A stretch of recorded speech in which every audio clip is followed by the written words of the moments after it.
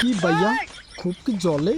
আহা কি জ্বালা, বুকের ভিতরে স্যামসন আইয়া ব্যথা লাগতে আছে মনু।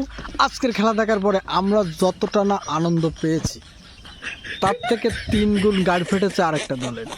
আহা কাউয়া কাদরের মতো বলা লাগে, খুব জ্বালা মনে। মাঠে নেইমারের এন্ট্রিটা কেমন ছিল?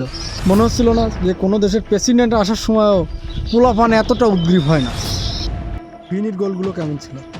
জাস্ট অসাধারণ।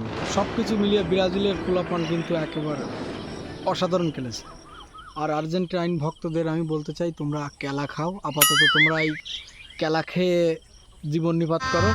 गजब बेइज्जती যে है। খেলা দেখাচ্ছে ব্রাজিল, মেসি রোনাল্ডো সহ অনেক ভালো ভালো প্লেয়ার হয়তো আছে, কিন্তু আমাদের নেইমার যে সব ক্রিটিক্যাল সিচুয়েশন থেকে নিজেকে কামব্যাক করে মাঠের ময়দানে এনেছে, মানে ওরকম সিচুয়েশনে মেসি বা রোনাল্ডোর মতো প্লেয়ার যদি থাকতো, আমার মনে হয় না তারা আর মাঠে ফিরে আসতে পারত।